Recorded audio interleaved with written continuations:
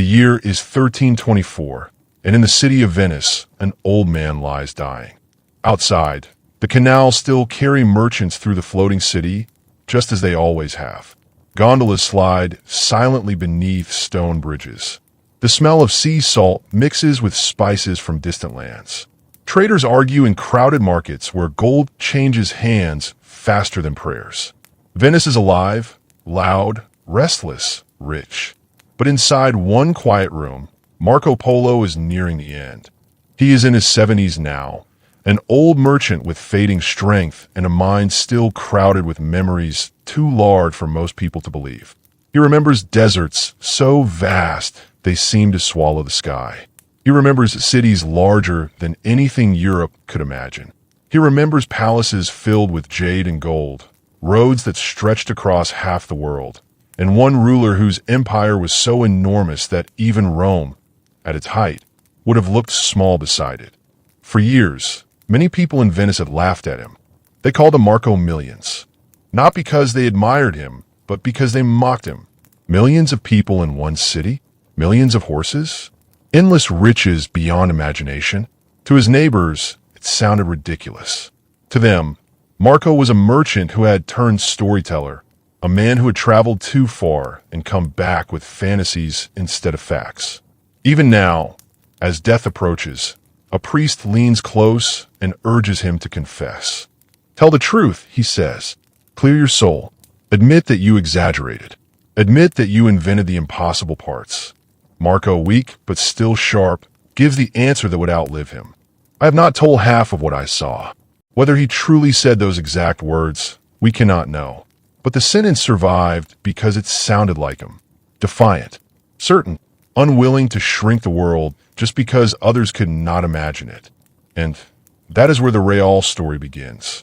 Because almost everything people think they know about Marco Polo is more complicated than it seems. He was not the first European to reach China. He may not have written the famous book that carries his name. Some historians still argue that parts of his greatest journey may never have happened at all. And yet, 7 centuries later, his name survives when so many others have vanished. Why? Why Marco Polo? Why not the dozens of merchants, missionaries, and diplomats who crossed the same roads before him?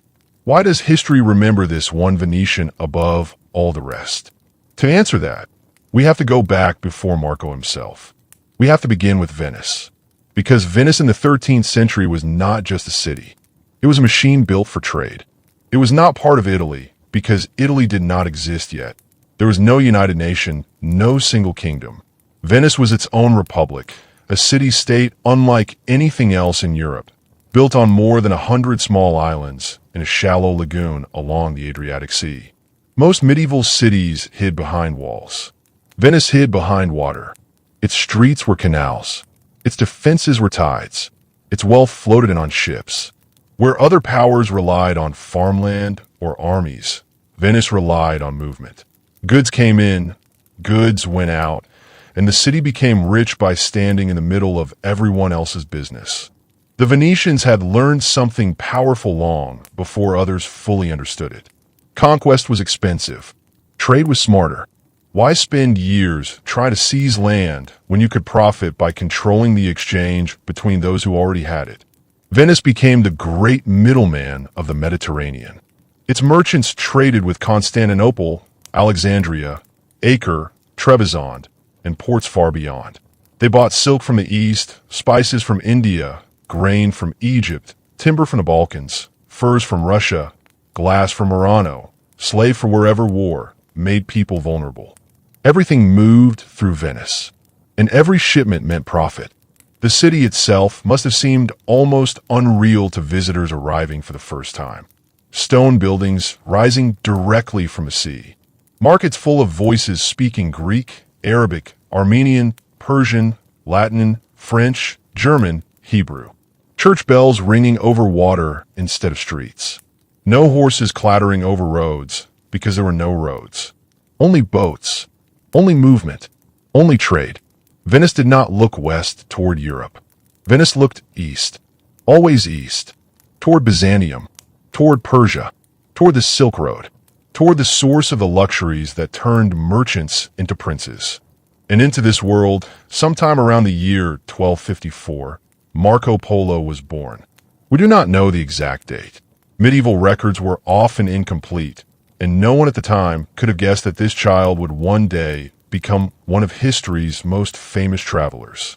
He was born into a respectable merchant family in the parish of San Giovanni Crisostomo, not among the richest nobles of Venice, but not poor either. His family belonged to that powerful middle layer of Venetian society, the merchant class, the people who made the Republic run. His father was Niccolo Polo. His uncle was Mafio Polo. Both were traders, experienced men who dealt not in local markets, but across dangerous long-distance routes where fortunes could be made or lost in a single voyage. And from the beginning, Marco's childhood was shaped by absence. His mother died while he was still young, and his father was almost never there. When Marco was around 6 years old, Niccolo and Mafio left Venice for what was supposed to be another trading expedition. That was normal. Men left. Ships sailed. Families waited. Sometimes they returned richer. Sometimes they did not return at all. Venice was full of women watching the horizon and children growing up with fathers who existed mostly in stories. But this particular voyage would not last months. It would last years. 9 years. Imagine being a child and your father leaving at 6 years old, then returning when you are 15, almost a stranger. That was Marco's reality. He was raised mostly by extended family, by relatives who handled the practical work of turning a merchant's son into a future merchant. And Venice was a perfect school for that. This was not a city that raised knights dreaming of tournaments. It raised men who could calculate interest faster than they could quote scripture. Marco would have learned reading, writing, arithmetic, and bookkeeping. He would have studied contracts, weights, measures, and the practical geography of trade. Education in Venice was never abstract. It had purpose. Knowledge was valuable if it made money. He likely learned French, the language of much international commerce. Probably some Latin, useful for formal documents. Perhaps Greek, because Byzantine trade required it. Possibly even words of Arabic, because the Eastern Mediterranean ran on multilingual negotiation. Languages were not poetry here. They were tools. And beyond formal lessons, Marco absorbed something equally important. Venice lived on stories. Every returning ship brought them. Storms that destroyed entire fleets. Pirates off North Africa. Markets in Egypt overflowing with wealth. Horsemen from the East who had conquered kingdoms faster than kings could even send messages. These stories were not entertainment. They were intelligence. Commercial intelligence. If war had closed one route, merchants needed to know. If a new ruler had opened another, merchants needed to know. If silk prices were rising in one port and collapsing in another, fortunes depended on hearing it first. Young Marco grew up in a city where the world felt enormous but also reachable. And during his childhood, that world was being transformed by the greatest land empire in human history. The Mongols. To understand Marco Polo, you must understand them. Because without the Mongols, his story probably never happens. In 1206, decades before Marco was born, a man named Temujin united the warring tribes of the Mongolian steppe and took a new title. Genghis Khan, the universal ruler. What followed was one of the most explosive expansions the world has ever seen.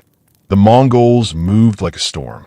Fast cavalry, brutal discipline, terrifying reputation. Cities that resisted were erased. Armies that underestimated them disappeared. From China to Persia, from Russia to the edges of Europe, kingdom after kingdom fell. People who had never heard the name Genghis Khan suddenly found themselves ruled by his descendants. By the time Marco was a boy, Genghis himself was long dead, but his empire had only grown. His grandsons ruled pieces of a world so vast it barely seemed possible. One ruled Persia, another ruled Central Asia, another held the lands of Russia, and one grandson in particular mattered more than all the others for Marco's future. Kublai Khan. But before Kublai, we return to Marco's father. Because while Marco was growing up in Venice, Niccolo and Mafio Polo were moving deeper into that Mongol world than almost any Europeans had dared.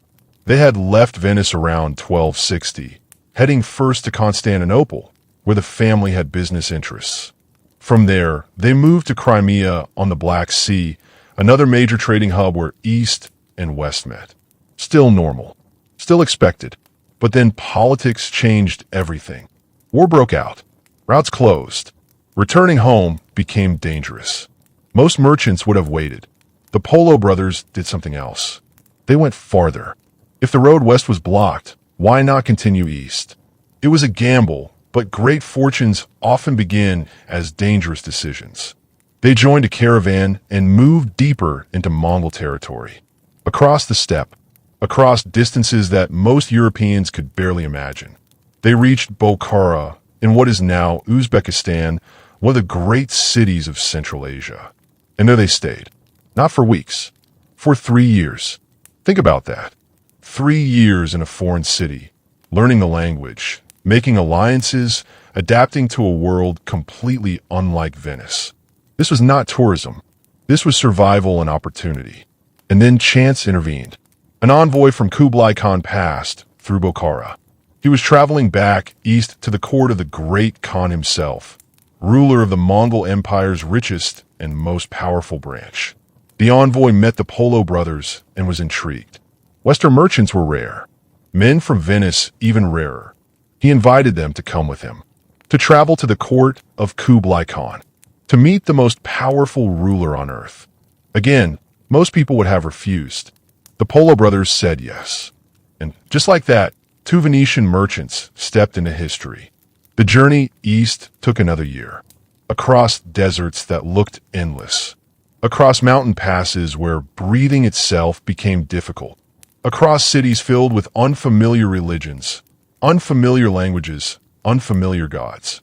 They passed through lands shaped by Islam, Buddhism, Nestorian Christianity, and old steppe traditions older than empires. And finally, around 1265, they arrived. They stood before Kublai Khan. Imagine what that must have felt like.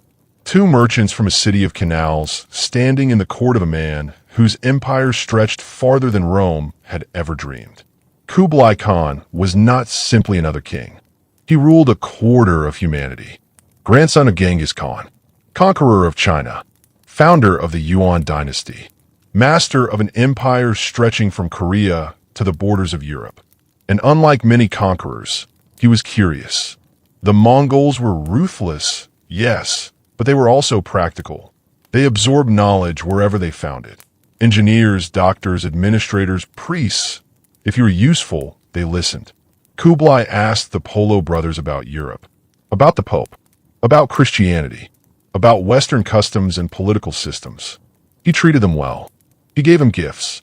And then he made a request. Return to Europe. Bring back 100 learned men. Men who could explain Christianity, Western science, and the knowledge of Latin Christendom. He wanted scholars, teachers, priests. He wanted information. The Polo brothers agreed.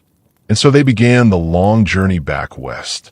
When Niccolo finally returned to Venice in 1269, 9 years after leaving, he found a city changed. And he found something even stranger. Asson. Marco was now 15 years old, nearly a man, a boy his father barely knew. His wife was dead. His child had grown up without him. Imagine that meeting. A father returned from the edge of the known world, carrying stories no one could believe, meeting a son who had learned to live without him.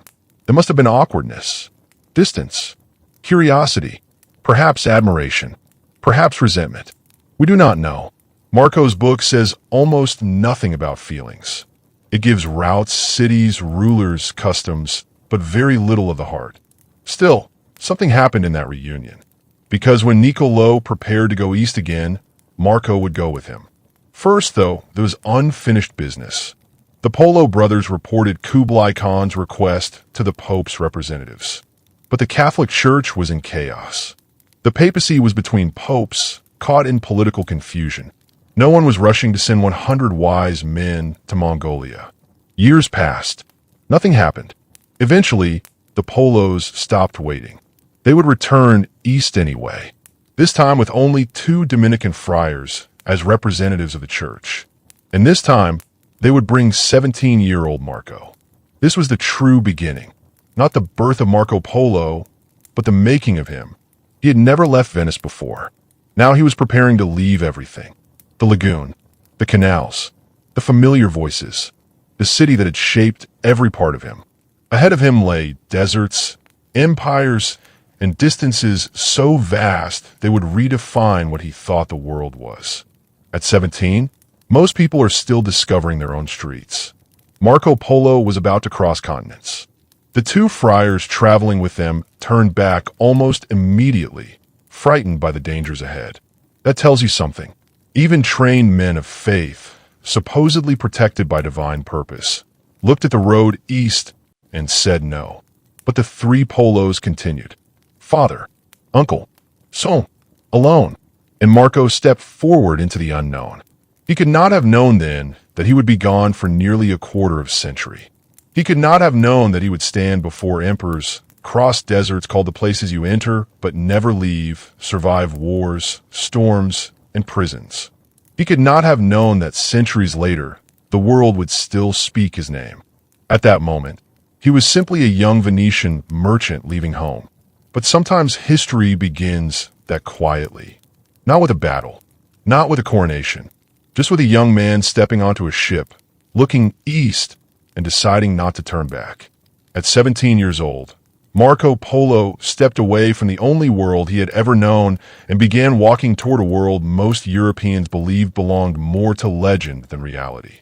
Venice disappeared behind him not all at once, but in pieces.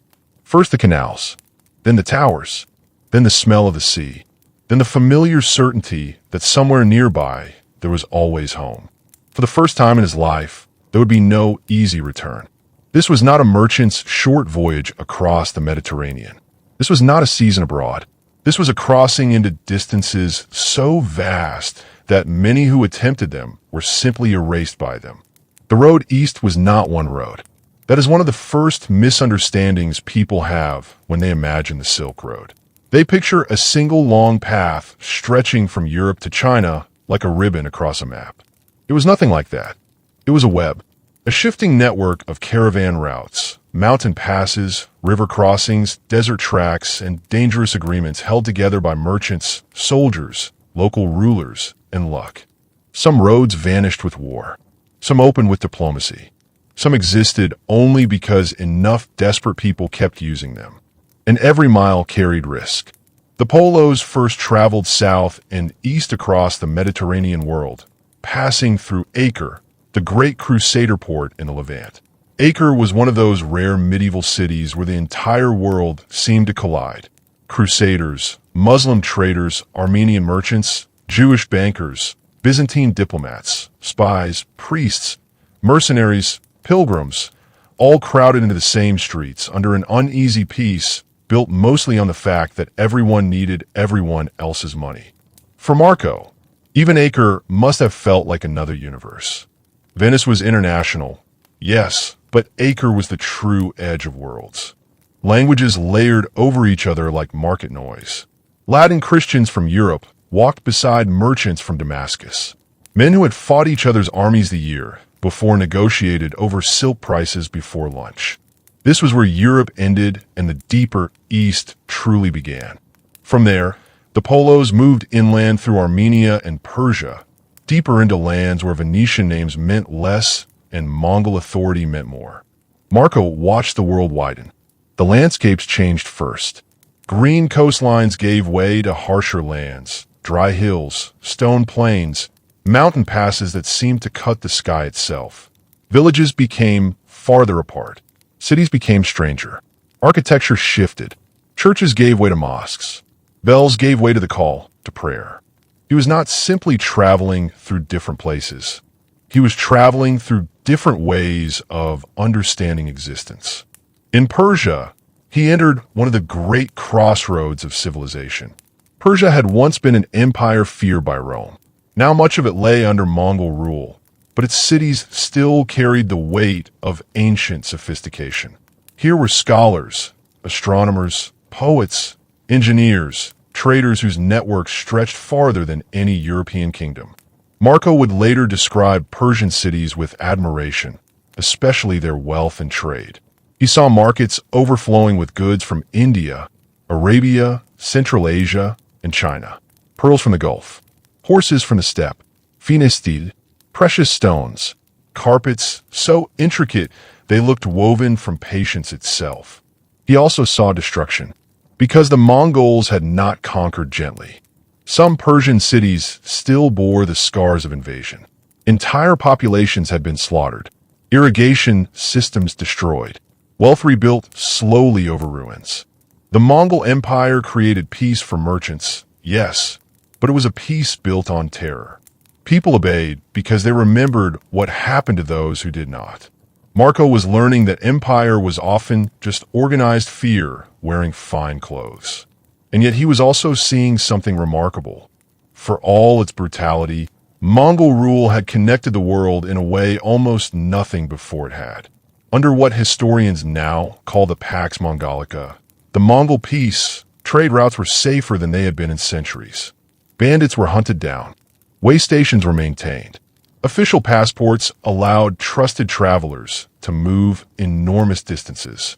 The same empire that had burned cities had also made it possible for a Venetian teenager to cross Asia alive. This contradiction sat at the center of everything. The Mongols were destroyers. The Mongols were connectors. Both were true. As the Polos continued east, Marco crossed regions that felt like they belonged to story sailors told over wine.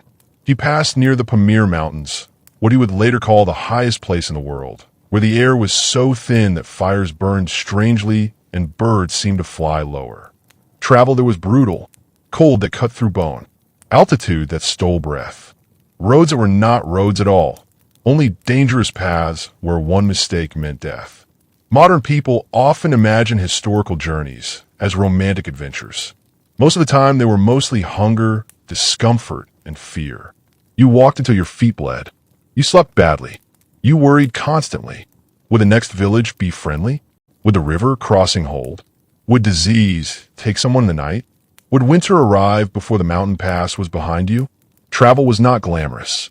It was survival stretched over months and years. Then came the deserts. And deserts were a different kind of enemy. Marco would later write about the great deserts of Central Asia with a kind of awe mixed with warning. These were not empty spaces. They were tests. The Taklamakan Desert especially carried a reputation so dark its very name was said to mean something close to go in and you will not come out. Whether the translation is exact or not, the reputation was real. Caravans disappeared there. Sandstorms erased routes. Water became more valuable than gold. The desert had no interest in your plans. Imagine riding for days where the horizon never changes, where silence becomes so complete it feels unnatural, where every direction looks like every other direction, and your survival depends entirely on guides who know which invisible path not to lose. Marco later described strange stories travelers told, that spirits in the desert called people by name at night, luring them away from camp until they vanished. To modern ears, that sounds like superstition, but spend enough nights in endless empty places, exhausted, dehydrated, listening to wind move across dunes like voices, and superstition begins to sound like another name for human psychology. People disappeared. The stories explained how. Through all of this, Marco was changing. A 17-year-old boy from Venice was becoming something else. He was learning Persian, because in much of Central Asia, Persian was the language of administration and trade. He was hearing Mongolian constantly, the language of power. He was encountering Turkish dialects, Arabic, local languages he likely never fully understood. A merchant survives by communicating. A traveler survives by adapting. Marco had a talent for both. Later accounts suggest he learned languages quickly, perhaps 4 or more with working fluency. Scholars debate the exact details, but what seems certain is that he was observant and flexible, exactly the kind of person who could move between worlds. He listened. He watched. He remembered. That mattered, because eventually memory would become his greatest cargo. As they moved farther east, the signs of Kublai Khan's power became impossible to ignore. The empire announced itself not just with soldiers, but with infrastructure, relay stations, roads, official seals, messengers changing horses at astonishing speed. Administrative order stretched across distances Europe would have considered impossible to govern. Marco later described the postal system with amazement. Fresh horses waiting every 25 miles. Imperial messengers moving faster than any courier in Europe could dream. To Venetians used to fragmented feudal politics, this scale of centralized organization seemed almost magical. And that was before he even reached China. Everywhere, the Mongol world challenged European assumptions. Christians in Europe often imagined the East as chaotic, barbaric, mysterious. Much of what Marco saw was not chaos. It was system. Different from Europe, yes, but often more efficient. This realization would quietly shake the foundations of how he thought about civilization itself. Europe was not automatically the center of intelligence or order. There were other centers, older ones, richer ones, smarter ones in certain ways. That realization alone was enough to change a person forever. Then, after years on the road, they reached the place where myth became reality. The court of Kublai Khan. It was around 1275. Marco was 21 years old. He had spent nearly 4 years traveling. He had crossed half the known world. And now he stood at the threshold of the greatest empire on earth. The summer capital was called Xanadu.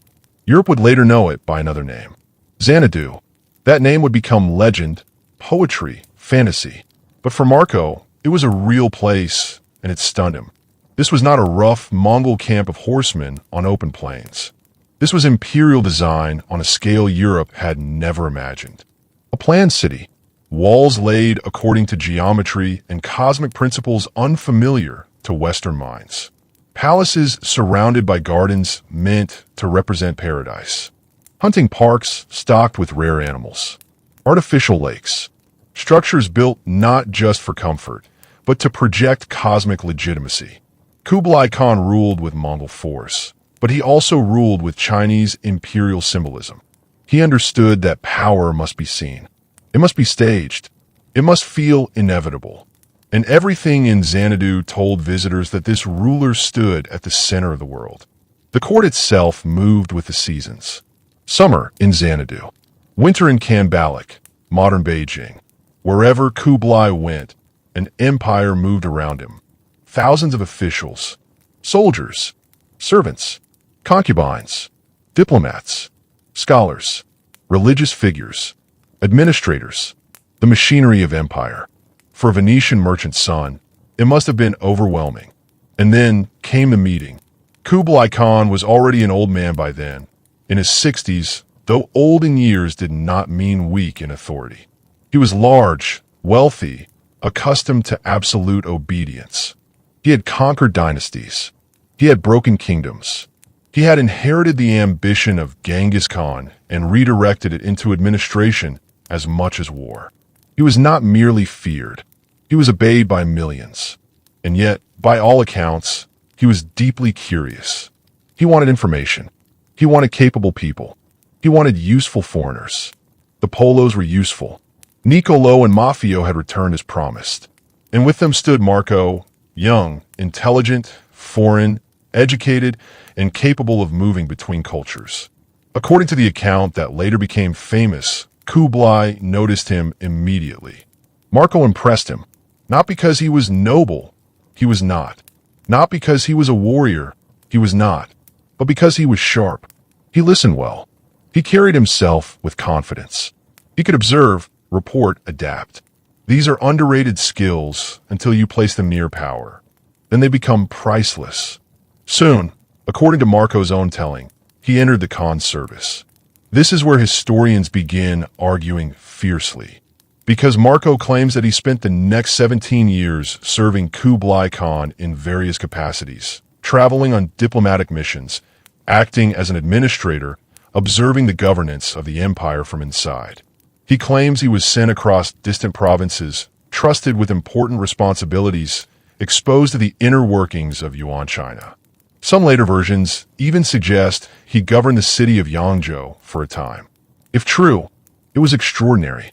A Venetian merchant's son becoming a trusted servant of the most powerful ruler on earth. But there is a problem. Chinese records, which are usually extremely detailed, do not mention him. No Marco Polo. No foreign administrator matching his description. Nothing. This silence has haunted historians for centuries. Did he exaggerate his importance? Did he serve in a lesser role than he later claimed? Did records simply miss him? Or did he never reach the Chinese court at all, building his account from stories gathered secondhand? The debate still burns today.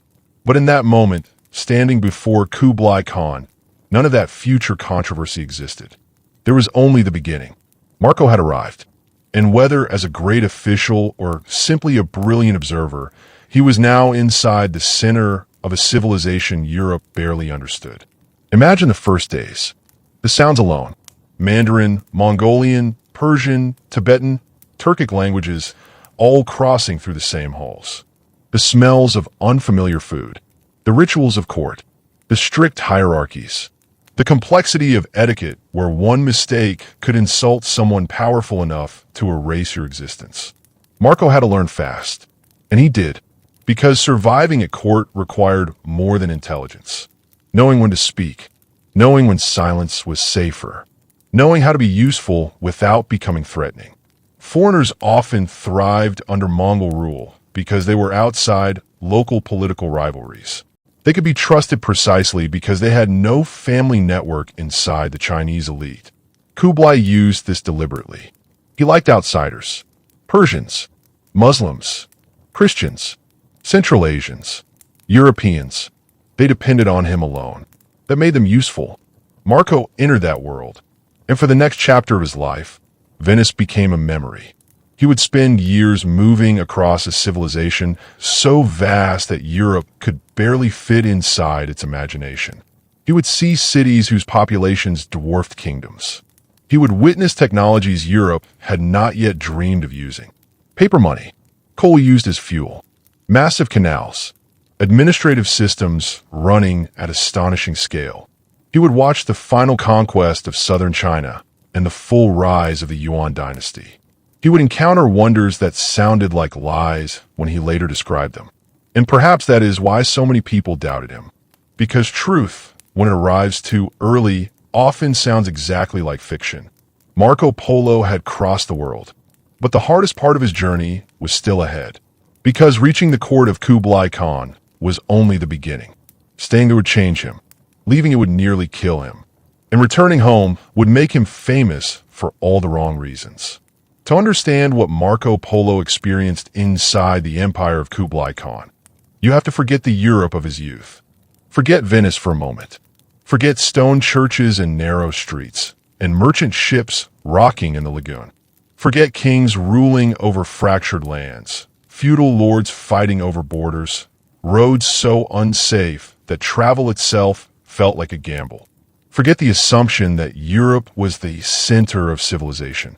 Because when Marco entered the world of Kublai Khan, he stepped into something larger. Far larger. Not just in territory, but in confidence, in organization, in scale. This was not a kingdom trying to survive.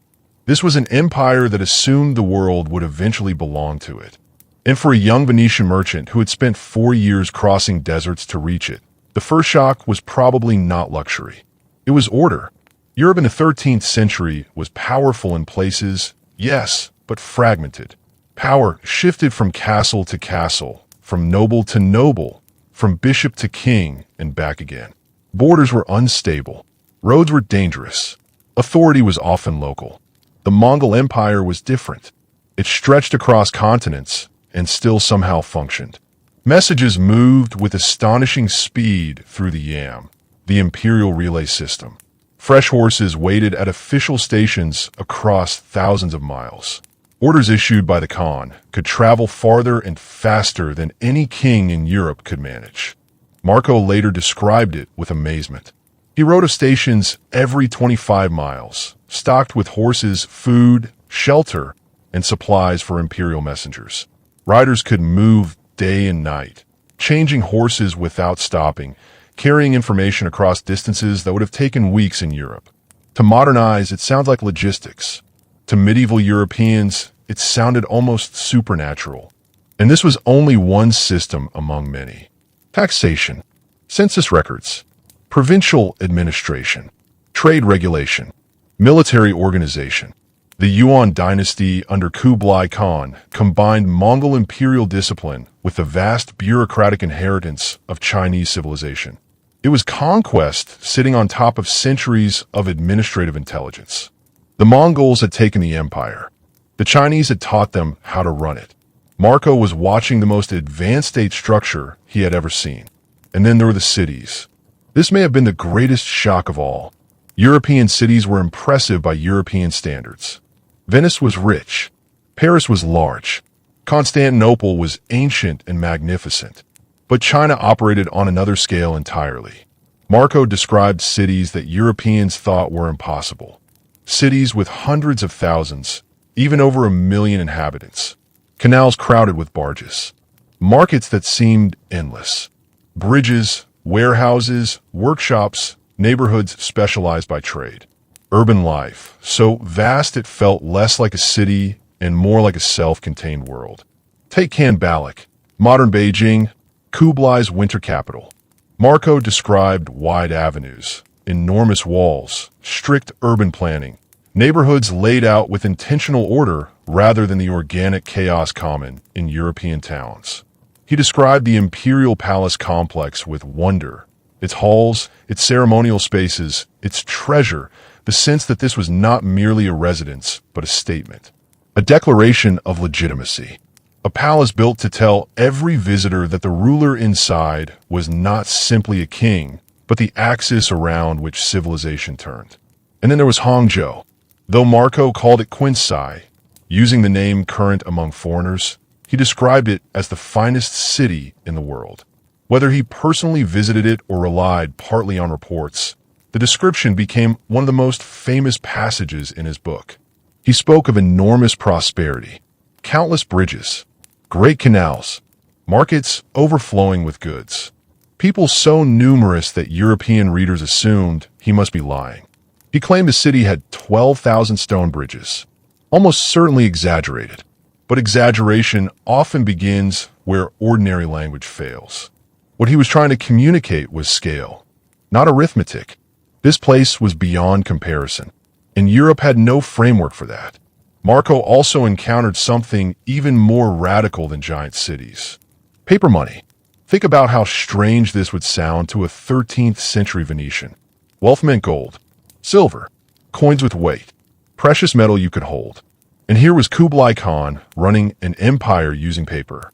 Official notes made from mulberry bark, stamped with imperial authority, accepted because the state said they had value. Marco was fascinated. He described the process in detail, the bark, the seals, the punishments for counterfeiters, the way everyone was required to accept it. To many Europeans, this sounded like fraud. How could paper be wealth? How could value exist without metal? It sounded like a trick, but it worked, because money had never really been about gold. It had always been about trust. China had understood that before Europe did. Marco had seen the future and brought back a description that sounded like madness. The same happened with coal. He wrote about black stones dug from the earth that burned hotter and longer than wood. Again, Europeans were skeptical. Stones that burn? Ridiculous. But it was true. Northern China used coal extensively, long before Europe made it central to industry. Marco saw it, described it, and many people back home assumed he was inventing fantasies. He was constantly trapped by the same problem. Reality too far ahead of expectation becomes unbelievable. He also observed the Grand Canal, one of the greatest engineering projects on Earth. A vast artificial waterway connecting northern and southern China, moving grain, goods, soldiers, taxes, and power itself. It tied the empire together. Europe had rivers. China had infrastructure on a civilizational scale. Marco understood instinctively what this meant. A merchant sees systems differently. He saw efficiency, movement, profit. He saw why the empire was rich, because wealth follows organization. And Kublai Khan's world was organized. Of course, Marco did not spend all his time admiring architecture and administration. According to his own account, Kublai used him. He claims he was sent on official missions to distant provinces, trusted to observe local conditions and report back. He traveled through Yunnan in the southwest, perhaps toward Burma. He described Tibet, India, Southeast Asia, regions far beyond what most Europeans even had names for. Some scholars believe these missions prove first-hand knowledge. Others argue he gathered the information from Persian merchants and court officials rather than personal travel.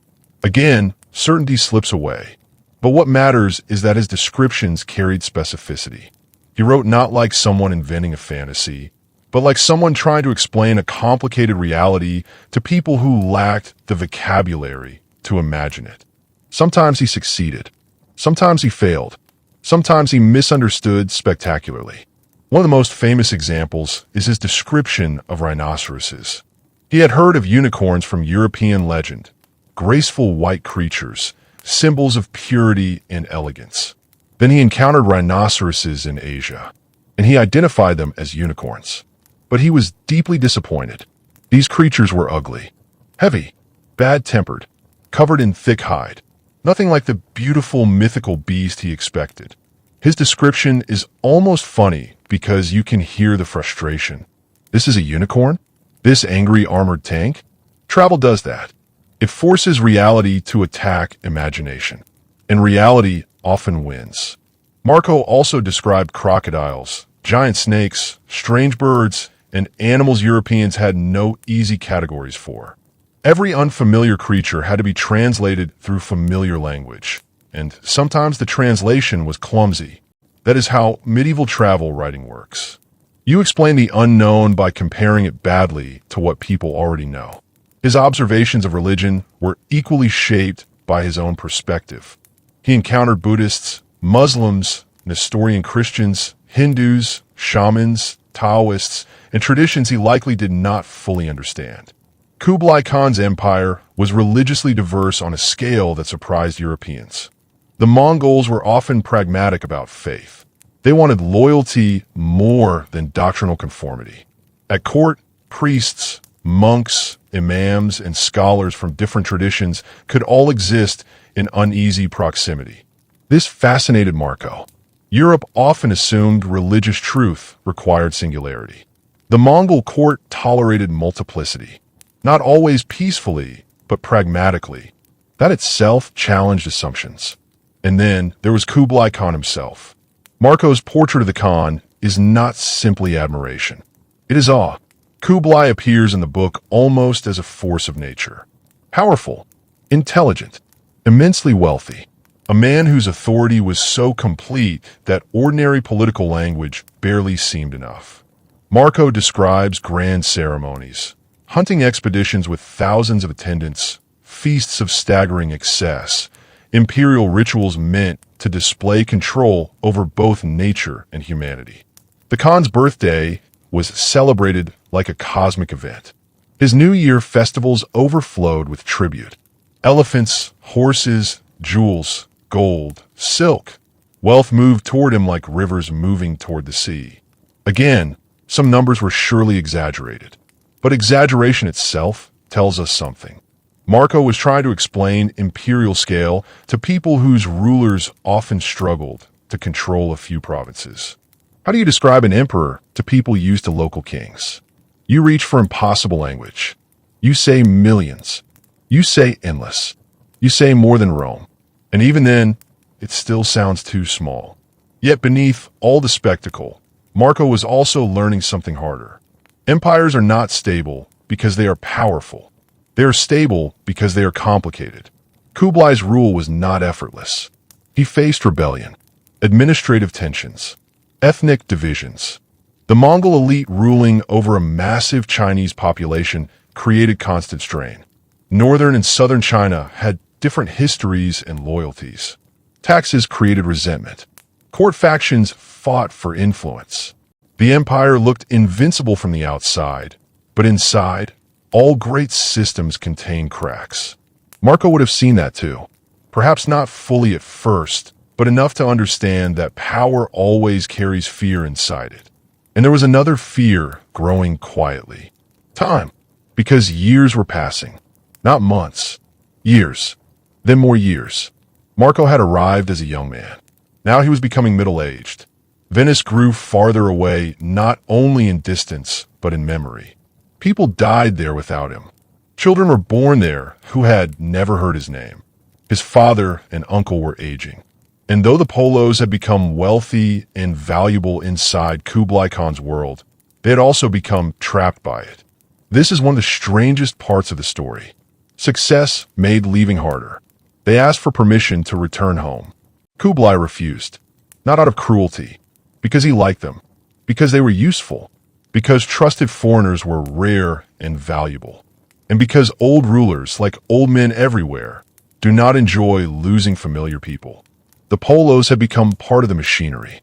They cannot simply walk away. Imagine that. You leave home expecting years. Now nearly 2 decades have passed. You are rich, respected, and still not free. The road home exists, but permission does not. They had crossed the world and discovered that distance can become a kind of prison. Marco was nearing 40. His father and uncle were old men now. If they did not leave soon, they might die in Asia and be buried forever in foreign soil. Their wealth would mean nothing if they never returned to claim it in Venice. So they waited. They watched. And finally, chance arrived wearing the face of princess. Her name was Kokachin, a Mongol noblewoman promised in marriage to Arghun Khan, ruler of the Ilkhanate in Persia, another branch of the greater Mongol family.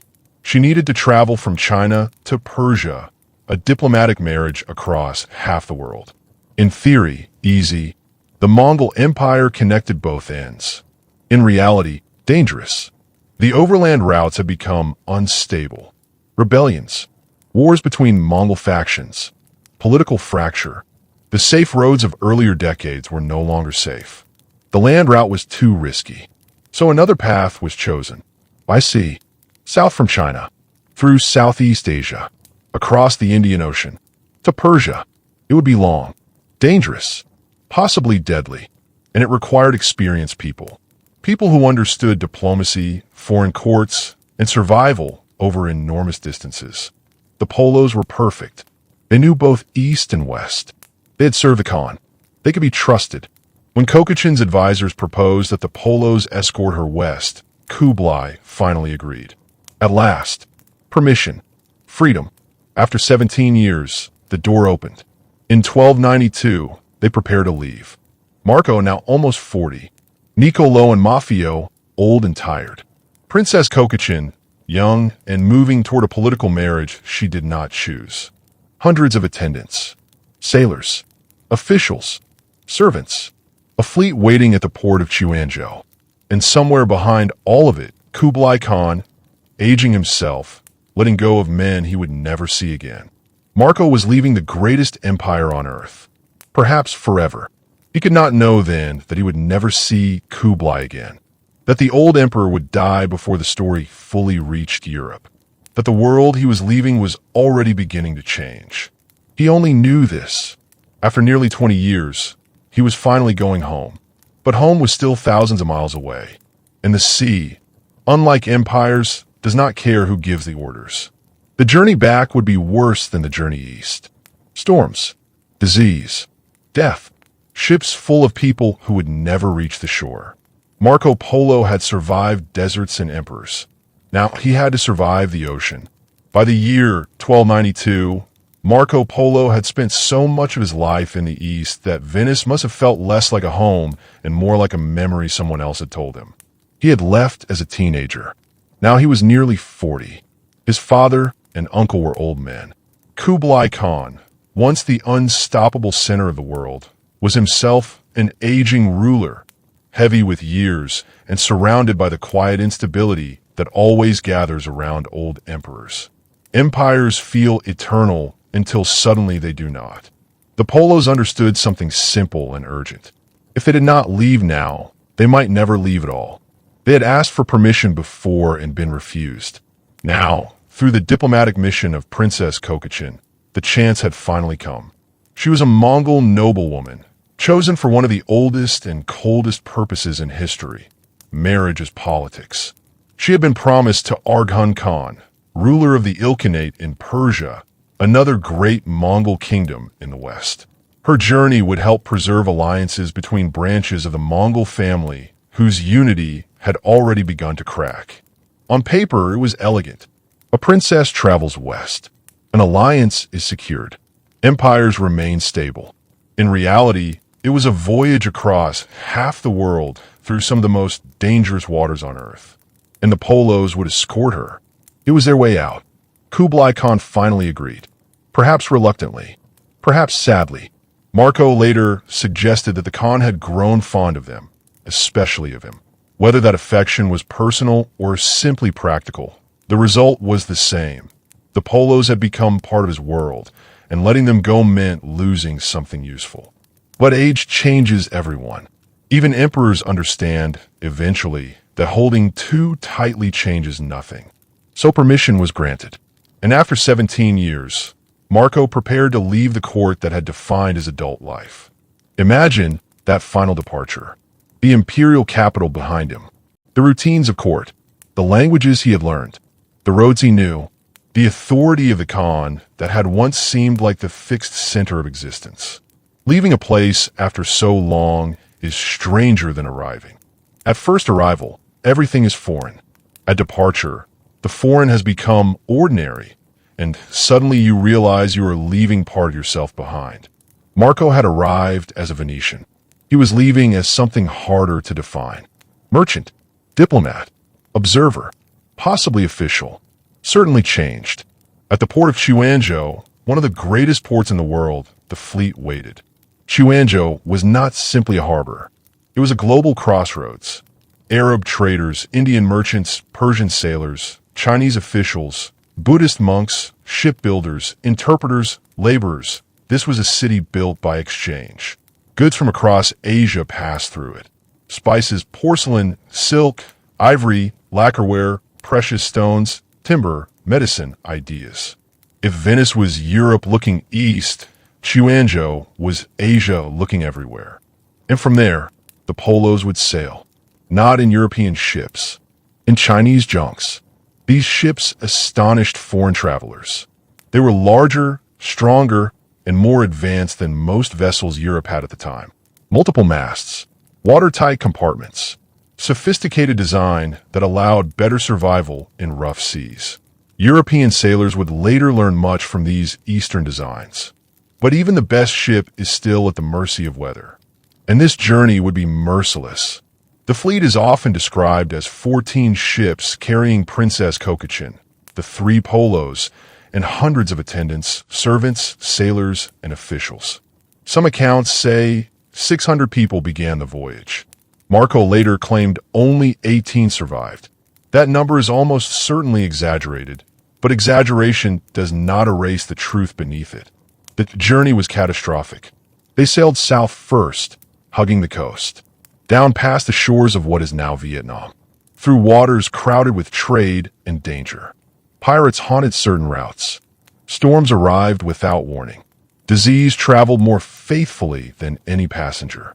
The South China Sea was not kind to arrogance. From there, they moved toward the Straits of Malacca, the narrow passage between Sumatra and the Malay Peninsula, one of the great choke points of world trade. Whoever controlled these waters controlled movement between the Indian Ocean and East Asia. Even then, centuries before European empires fought over it, this region mattered immensely. Marco observed everything.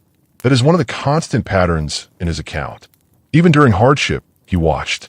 He wrote about strange fruits, spices, customs, local rulers, animals that seemed pulled from myth. He described islands rich with resources and people whose traditions shocked European expectations. Sometimes his observations were accurate, sometimes distorted, sometimes clearly shaped by rumor. Travel writing in the medieval world was never pure journalism. It was observation mixed with hearsay, filtered through cultural imagination. Still, the details mattered, because for European readers later, even flawed details were revelations. Then came Sumatra, and then they stopped. For 5 months. Not because they wanted to, Because the monsoon decided for them. This is one of those reminders that empire means very little against climate. The Indian Ocean ran on seasonal winds. You did not sail when you pleased. You sailed when the monsoon allowed it. Missed the timing, and the sea punished you. So they waited. 5 months on an island far from both China and Persia, suspended between departure and arrival. Marco later described Sumatra with fascination. Its spices, its forests, its wildlife, and the local kingdoms that existed at the edge of familiar maps. He also described dangers, wild animals, disease, violence, isolation. Waiting in foreign lands was never passive. It was another form of endurance. And during that waiting, death was already beginning its work. Long-distance sea travel in the 13th century was not a heroic adventure. It was a floating negotiation with mortality. Water spoiled, food rotted, infections spread quickly in cramped conditions. Mosquitoes brought fever. Small wounds became lethal. Dysentery killed quietly and without dignity. There were no antibiotics, no modern navigation, no rescue. You got sick and hoped, or you died. People did both. When the winds finally shifted, they sailed west across the Bay of Bengal, toward Ceylon, modern Sri Lanka. Marco described it with admiration, though often through exaggeration. He called it one of the richest islands in the world, famous for rubies, sapphires, pearls, and religious significance. He wrote of sacred mountains and wonders that blur geography and legend. This is one of the recurring features of his writing. Places become slightly mythologized, not necessarily because he intended deception, but because medieval travelers did not separate marvel from geography the way modern readers try to. A place could be real and wondrous at the same time. Truth did not require plainness. From Ceylon, they moved along the coast of India. And India fascinated Marco. He described pepper, ginger, precious stones, cotton, trade networks, temples, and customs that felt profoundly alien to a Venetian audience. He wrote about pearl divers risking death beneath the sea. He wrote about holy men living in radical poverty. He wrote about social practices Europeans found shocking. Some descriptions were precise. Others reflected misunderstanding or the limitations of translation. But what mattered was scale. India was not a distant edge of the world. It was another center. Rich, complicated, ancient. Marco's greatest gift may not have been accuracy in every detail, but scale of perception. He kept forcing Europe to confront a truth it resisted. You're not the center. There are other worlds, older worlds, larger ones, and they do not need your approval to exist. But while Marco observed, the voyage kept killing. By the time they crossed into the Arabian Sea, the human cost had become impossible to ignore. Attendants died. Sailors died. Officials died. Illness turned noble titles meaningless. Princess Kokachin herself survived, but around her, the expedition thinned. Imagine the psychological weight of that. Months at sea, constant funerals, the sound of prayers spoken in multiple languages over bodies lowered into water. No graves, only disappearance. The ocean keeps no monuments.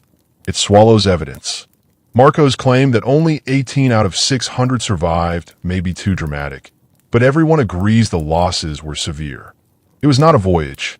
It was attrition, and still they kept moving, because there was no alternative. You cannot halfway return from the other side of the world. Eventually, after endless months, they reached Persia. But even arrival did not mean success. They learned immediately that Kublai Khan, the man Princess Kokachin had been sent to marry, was dead. Dead before she arrived. After all of that suffering, the political purpose of the entire mission had vanished. This is history at its most brutally ordinary. People cross oceans for plans that time destroys anyway. Empires build strategies. Death ignores them, but dynasties adapt. Argan's son was chosen instead. The princess married him, and the alliance continued in altered form. No one asked what she wanted. Royal women were often treated like living treaties. Her survival was enough. The mission was considered complete. And for the Polos, That meant freedom. At last, truly free. No longer bound to Kublai's service. No longer trapped inside imperial necessity. They had fulfilled their duty. Now, they could go home. But even then, they did not rush.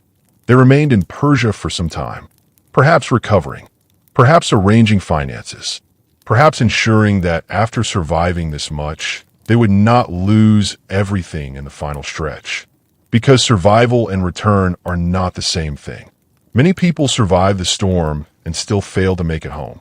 They traveled north and west through Persia toward Trebizond on the Black Sea. This final land route carried them again through the fractured beauty of the medieval world. Muslim cities, Christian enclaves, caravan routes, mountain roads, trade hubs where East and West still negotiated through suspicion and necessity. Marco had seen this kind of movement before, but now he was returning with different eyes. That may be the most profound part of travel. The world outside changes you, but the strangest shock is often discovering that home has changed too, or perhaps that you have changed so much it only feels that way. From Trebizond, they sailed to Constantinople. From Constantinople, finally, to Venice. And in 1295, after 24 years away, Marco Polo came home. 24 years. Long enough for a child to become middle-aged. Long enough for memory itself to become unreliable. He had left at 17. He returned at 41. The boy who departed no longer existed. And Venice, the city he returned to, was not the city he had left. Some friends were dead. Some relatives were old. Children had grown into adults who knew him only as a story. Even his own language must have felt slightly foreign in his mouth after years of Persian, Mongolian, and the multilingual machinery of Asia. There is a famous story, perhaps true, perhaps polished by retelling, that when the Polos first returned, people did not recognize them. They were dressed strangely. They looked weathered. They claimed impossible things. At first, no one believed who they were. Only later, during a feast, when they supposedly cut open the seams of their rough travel clothes and precious gems spilled out, rubies, sapphires, hidden wealth sewn in a fabric for safety, did people fully understand that these men had indeed come back from somewhere extraordinary. Whether that exact scene happened or not, it survives because it feels right. It captures the essential truth. The Polos returned carrying proof that looked like fiction, and Venice did not know what to do with them. Because now came a different challenge. Not surviving Asia, explaining it. Try to imagine being a Venetian merchant in 1295, listening to Marco Polo. He tells you he's been to China. Already, many would doubt it. China was barely real in European imagination. Then he tells you about cities with populations in the millions. Impossible. He describes paper money accepted as currency. Absurd. He talks about black stones that burn. Nonsense. He describes the great Khan's palace covered in wealth beyond kings. Exaggeration. He mentions canals longer than kingdoms. Postal systems faster than royal messengers. Printing. Coal. Porcelain. Asbestos cloth that would not burn. Rhinoceroses mistaken for unicorns. Every sentence sounded like either a lie or madness. And goods alone did not prove anything. Silk could be bought through intermediaries. Spices traveled through many hands. A man could own Eastern treasures without ever seeing the East. Marco had stories, but stories are fragile. People laugh at stories. What he needed was permanence. A book, something written, something copied, something that could travel farther than his voice. He did not know it yet, but fate was preparing exactly that. Not in a palace, not at a merchant's table, in a prison. Because only 3 years after returning home, Marco Polo would be captured in war, locked inside a Genoese prison, and there, surrounded by defeat, boredom, and another man with a talent for storytelling. He would create the thing that mattered most. Not the journey, the book. And the book would change the world. When Marco Polo returned to Venice in 1295, he did not come home to applause. He came home to suspicion. This is one of the strangest truths about history. Sometimes a man can cross half the world, survive deserts, emperors, storms, and oceans, only to discover that the hardest task is convincing his own neighbors that he is not lying. Venice was a city built on trade, and merchants respected proof. Gold could be weighed, silk could be touched, pearls could be sold. Stories were harder. Stories sounded like entertainment. And Marco's stories sounded too large, too polished, too impossible. Cities with populations larger than entire European kingdoms. A ruler richer than Caesar. Paper money backed not by gold but by imperial command. Coal, printing, massive canals, palaces that sounded like dreams. To many Venetians, it all sounded like a merchant who had spent too long abroad and returned addicted to exaggeration. That nickname began to follow him. Marco Polo. Some say it referred to the endless millions he spoke about. Millions of people, millions of wealth, millions of wonders. Others say it may have come from a family nickname already attached to the Polos. But the mocking interpretation survived because it fit the legend. Marco, the man who always had 1 million more details than anyone could believe. He did not help himself by speaking with certainty. He did not soften his claims. He did not say perhaps. He said, "This is what I saw." That confidence irritated people. And yet, underneath the skepticism, there was fascination. Because even if they doubted him, people listened. Venice was a city of ambition. Merchants wanted to know where wealth existed. Sailors wanted to know where routes led. Men who mocked Marco at dinner still leaned closer when he described the East. Disbelief and curiosity often sit at the same table. The Polos themselves had returned wealthy. Not merely comfortable, wealthy. They had jewels, fine goods, proof of long-distance fortune. But even wealth did not fully solve the problem. Trade goods could pass through many hands. Owning silk did not prove you had stood in China. Owning gems did not prove you had stood before Kublai Khan. What Marco had that mattered most was not merchandise. It was information. And information, in the medieval world, needed the right form to survive. A spoken story fades. A written one travels. But before that book could exist, history took a detour through war. Because Venice, for all its elegance and commerce, was never peaceful for long. Its greatest rival was Genoa. Both were maritime republics. Both were rich. Both depended on trade. And both wanted dominance over the same waters. They were like two great merchants standing over the same table, each convinced the other was stealing. Competition became hostility. Hostility became war. This happened repeatedly across generations, sometimes quietly through sabotage, diplomacy, and commercial pressure, sometimes openly with fleets and blood. In 1298, only 3 years after Marco's return, Venice and Genoa fought one of those open wars. The decisive clash came near the island of Curzola, off the Dalmatian coast. A naval battle. Ships against ships. Wood, fire, arrows, boarding hooks, panic. Marco Polo que mandi da galei. That detail surprises many people. People imagine him only as a traveler, but he was still a Venetian merchant of standing, and in Venice, wealth carried obligation.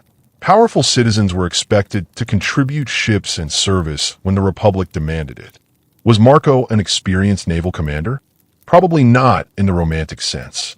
He was not some legendary admiral, but he had money, status, and likely practical maritime knowledge. That was enough. So the man who had crossed Asia found himself once again at sea. This time, not as a traveler, but as a participant in Mediterranean violence. The battle was a disaster for Venice.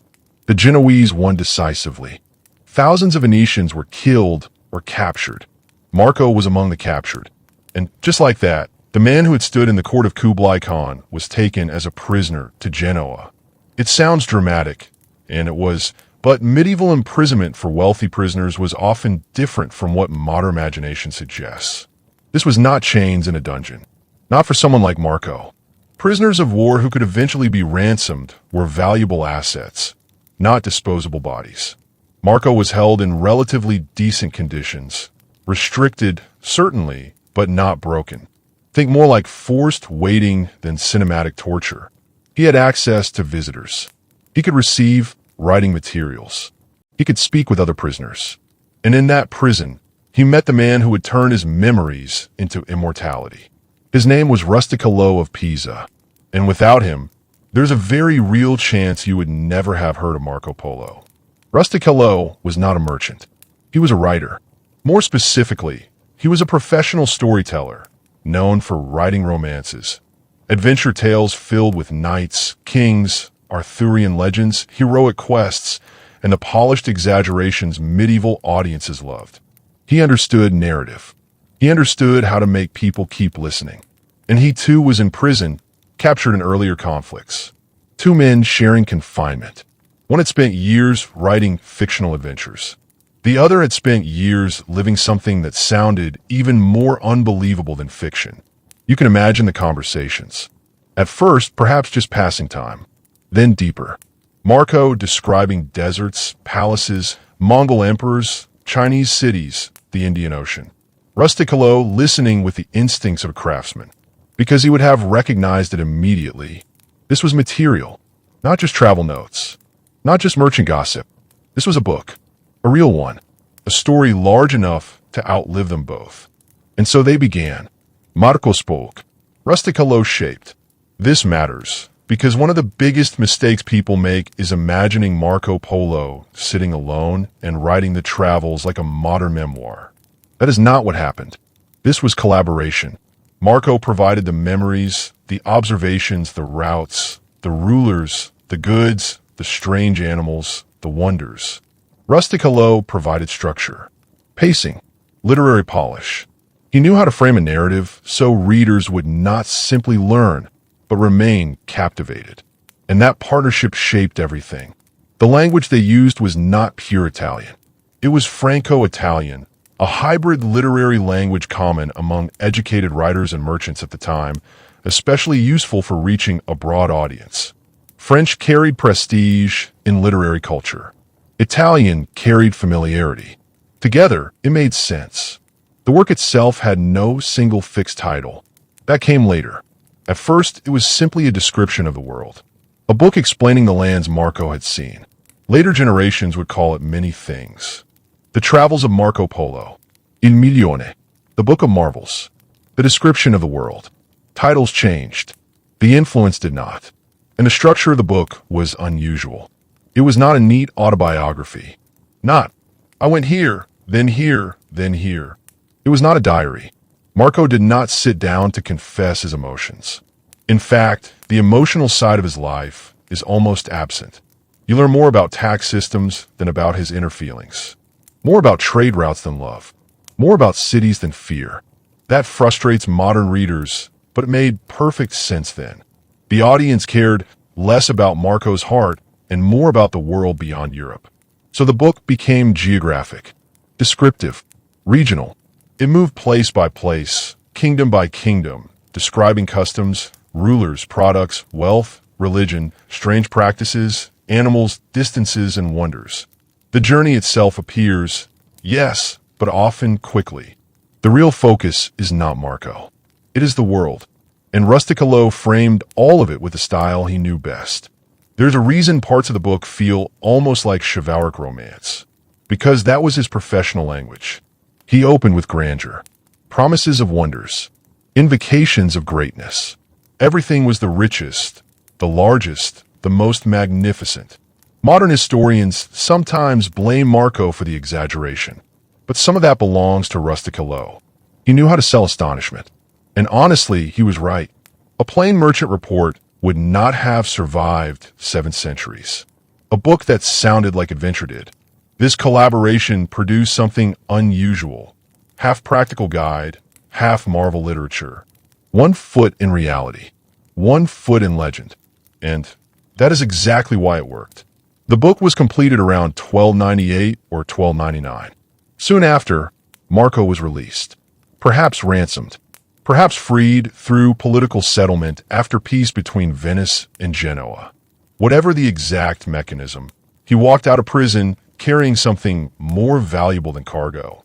A manuscript, or rather, the beginning of one. He returned to Venice and resumed ordinary life, at least as ordinary as possible for a man whose life had been anything but ordinary. He married. He had 3 daughters. He managed business affairs.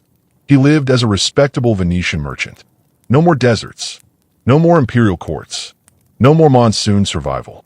Just contracts, property, family, reputation. And yet, quietly, the book began its own journey. This is where Marco's real power begins. Because books travel differently than people. A traveler reaches one city at a time. A manuscript multiplies. Copies were made by hand. Then copies of copies. Then copies of those. Each one spreading farther. Across Italy, France, Latin Christendom, into monasteries, merchant houses, courts, libraries. And with each copy came a problem. Change. We do not possess Marco's original manuscript. It is gone. Lost to time. What we have instead are many versions, dozens of manuscripts written by different scribes across generations. And no two are exactly the same. This is a nightmare for historians and a gift for legend. Some versions are longer, some shorter. Some include stories others do not. Some correct details. Some add what a scribe believed must be missing. Some remove things that seem too absurd to be true. This happened constantly in medieval copying. A scribe was not always a neutral machine. He was a reader making judgments. If something seemed wrong, he might fix it. If something seemed incomplete, he might add. If something seemed too unbelievable, he might quietly remove it. So over time, Marco Polo's book became less like one stable text and more like a family of related stories. The original dissolved into versions. Scholars today still argue about which manuscript comes closest to what Marco and Rusticolo actually produced. But across all those versions, one thing remained consistent. The shock. Europe had never seen a description of Asia like this. Not at this scale. Not with this confidence. Not with this mixture of practical detail and overwhelming wonder. Readers encountered a China that was not barbaric or primitive, but advanced, sometimes shockingly more advanced than Europe itself. They read about paper money, coal, printing, huge cities, canals, administrative systems, postal networks, massive wealth, sophisticated governance.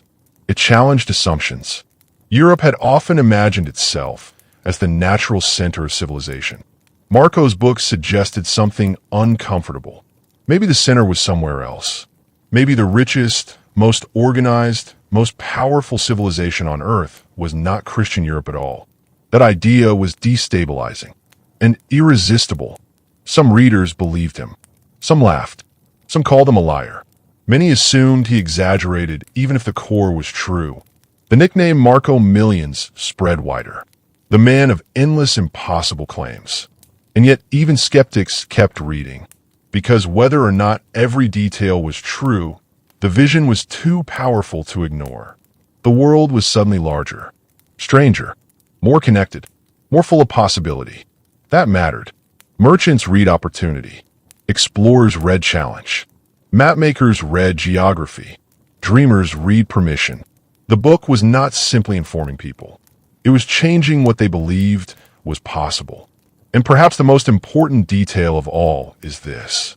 Marco himself may not have fully understood what he had created.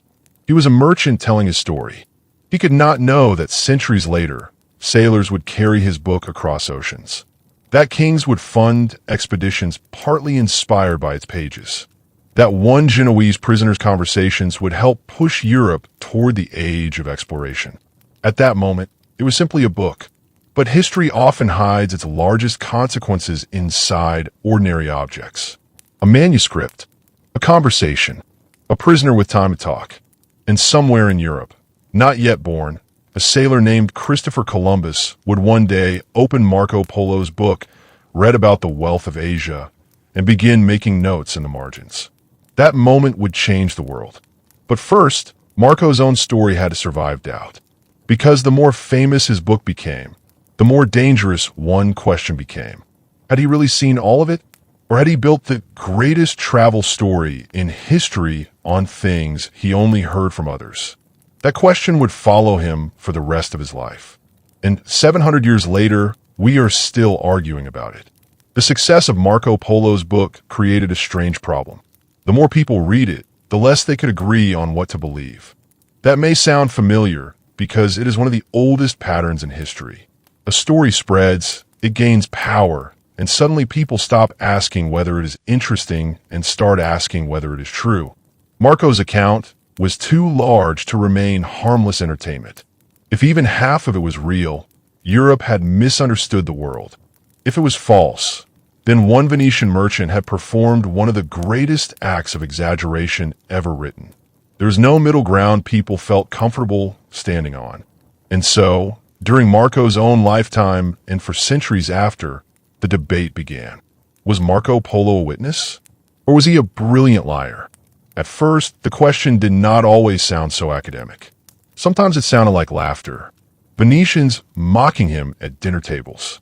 Merchants rolling their eyes. Priests suspicious of pagan wonders described too admiringly. Scholars quietly deciding that some of the numbers alone made the book impossible. Millions of people in one city? Ridiculous. A ruler using paper instead of gold for money? Absurd. Coal? Burning stones? Nonsense. Even readers who believed parts of the account often assumed the numbers had been inflated to make a better story. And to be fair, some probably were. Medieval writing loved large numbers the way modern headlines love certainty. If something was impressive, it became enormous. If a city was large, it became the largest in the world. If wealth was significant, it became beyond counting. Precision was less important than impact. Rusticolo understood that perfectly. But skepticism deepened later for another reason. Historians started noticing what Marco did not say, and what he omitted became almost as famous as what he described. For example, the Great Wall of China. This is the criticism people mention first. How could a man who supposedly traveled across China for 17 years never mention the Great Wall? It sounds devastating. Surely that alone proves he never went. But history is rarely that simple. The famous massive stone wall most people imagine today is largely a Ming dynasty construction, built after Marco's time. In the Yuan dynasty under Mongol rule, earlier defensive walls existed, yes, but they were not yet the same overwhelming symbol we think of now. And more importantly, the Mongols themselves had conquered China from the north. Walls were not symbols of pride to them. They were reminders of old enemies. Marco may have passed through regions where walls mattered less than modern imagination assumes. Still, the silence is striking. Then there is tea. Tea was central to Chinese life. How does Marco not mention tea? Later European visitors noticed it immediately. Tea ceremonies, daily drinking, the social habits around it. It was everywhere. Marco says almost nothing. That absence bothers historians. Then there is foot binding, a deeply visible and shocking cultural practice among elite Chinese women. Later Western travelers wrote about it with fascination and horror. Marco never mentions it. No chopsticks. No detailed explanation of Chinese writing. Very little about printing, despite China's advanced printing culture. No real discussion of Confucian philosophy.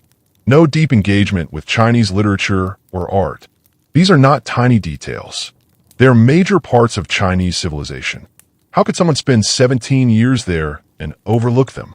This is where the case against Marco Polo becomes serious. Because it is not built only on disbelief. It is built on silence. What is missing? And then comes the most uncomfortable problem of all. Chinese records. The Yuan dynasty kept records. Extensive ones. Administrative documents, court histories, lists of foreign visitors, and officials. Marco claimed he served Kublai Khan. Some versions suggest he governed Yangzhou for 3 years. That would be significant. That should leave traces. Yet Chinese sources do not mention him. No Marco Polo. No obvious equivalent. No clear foreign official matching his story. Nothing. This silence is the strongest weapon for critics. Because empires document themselves. If Marco truly held an important administrative role, why does the empire seem not to notice? Some scholars argue his name may have been recorded differently and lost in translation. Perhaps he had a Mongol or Persian court name. Perhaps records were incomplete. Perhaps he exaggerated his rank and served in a much smaller role. but the absence remains. An absence in history can be louder than evidence. Then there is language. Marco spent nearly 2 decades in the East, yet his book contains surprisingly few Chinese words. Many place names are given in Persian or Turkic forms rather than Chinese ones. That suggests something important. Perhaps much of his information came through Persian-speaking merchant networks rather than direct immersion in Chinese society. Persian was the language of trade and many foreign administrators under Mongol rule. It is possible Marco moved through that world more than through Chinese culture itself. That would explain a lot. It would explain why he gets administrative structures right, but misses intimate cultural details. Why he understands trade systems, but not tea rituals. Why he describes imperial logistics better than poetry. He may have lived in China without ever truly entering Chinese society. That possibility is often forgotten. Travel does not automatically produce understanding. You can live somewhere for years and remain mostly inside the world of foreigners. That happens even now. And then there is the possibility some scholars push even further. What if Marco never reached China at all? What if he traveled only through Persia, Central Asia, maybe to the edges of Mongol territory, and gathered stories from merchants who had actually been farther east? This theory argues that he built his account from secondhand information, high-quality information, but still borrowed. Not pure fraud. More like an elaborate compilation told in the first person because medieval audiences cared less about that distinction. It is possible, and for a time, many historians leaned heavily in that direction. But then comes the other side, because the case for Marco is just as powerful. Start with the simplest fact. He gets too much right. Far too much for someone inventing fantasy. He accurately describes paper money, including details of production and enforcement. He describes the postal relay system with precision. He writes about salt production, taxation, the organization of the court, and the movement of grain through the Grand Canal in ways that match Chinese sources. He describes the layout of Kublai Khan's palace and hunting preserves with details later supported by archaeology and historical records. These are not the kinds of things people casually invent. These are structural realities, administrative truths, the boring details liars usually forget. That matters. Fantasy focuses on jewels and dragons. Marco spends astonishing amounts of time talking about tax systems. That feels like a merchant, not a novelist. He also includes details too mundane to be useful as lies. Bird species, local building materials, climate patterns, practical observations that do not make the story more dramatic. Why invent boring specifics? Usually, people remember boring specifics because they were actually there. And perhaps most importantly, Marco's geography often works. Not perfectly, but impressively. Distances between places, trade routes, relative importance of cities, regional products. He understands the logic of movement across Asia in a way difficult to fake. A complete fraud would likely collapse under that complexity. Marco does not, which leads many scholars to a middle position, the one that feels perhaps most human. He probably went, but maybe not exactly as he said. Maybe he was not the high-ranking governor later versions suggest. Maybe he served in smaller roles, traveled widely, and later allowed rusticalo or his own memory to make the story grander. Maybe he was a trusted observer rather than a powerful official. Maybe he genuinely saw much of what he described, but filled gaps with stories from others. That would not be unusual. Every traveler does that. Memory blends. Hearsay enters. Narrative smooths rough truth into something people can follow, especially when telling stories years later from prison. This possibility feels less dramatic than great liar or perfect witness, but history usually prefers the middle ground. Messy truth over clean legend. And then there is rusticalo again. People often forget him, but they should not. He was not a neutral secretary taking dictation. He was a professional romance writer. His job was literally to make stories compelling. How much exaggeration came from Marco? How much from Rusticello's literary instincts? We cannot know. Perhaps Marco said, "The city was enormous," and Rusticalo wrote, It contained 1,000,000 souls and 12,000 bridges. Perhaps Marco described service at court, and rustic hello polished it in a high office. Perhaps some of the grandest flourishes belong less to the traveler than to the man holding the pen. That matters, because it shifts the question. Maybe we should not ask, did Marco lie? Maybe we should ask, what happens when memory meets literature? Because that is what this book is, not a passport stamp record, a collaboration between lived experience and narrative craft. And maybe that is why it lasted. Perfectly accurate documents are often forgotten. Compelling imperfect ones survive. What no one disputes is influence. Whatever Marco did or did not personally witness, Europe believed enough. His book spread everywhere. Merchants studied it. Mapmakers used it. Princes heard about it. Explorers dreamed through it. The East became less myth and more destination. Not fully understood, but imaginable. And imagination is the beginning of action. Before Marco, Asia often existed in Europe as fragments. Biblical references, crusader rumors, scattered merchant reports. After Marco, it had shape. Cities, roads, empires, products, specific rulers, specific wealth. The unknown had been given architecture. Even if imperfectly, that changed ambition. Because once people believe something exists, they begin trying to reach it. This is where the story stops being about Marco alone and starts becoming about history itself. Because somewhere in Europe, generations later, another Italian would read Marco Polo and refuse to let go of the vision. He would underline passages, write notes in the margins, obsess over the wealth of Asia. He would not care whether every detail was perfectly accurate. He would care that somewhere out there, beyond familiar waters, existed the possibility of enormous reward.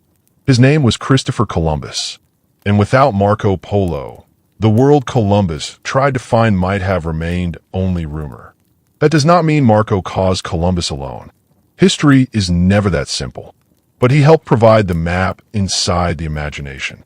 He helped make Asia feel reachable. He made distance feel negotiable.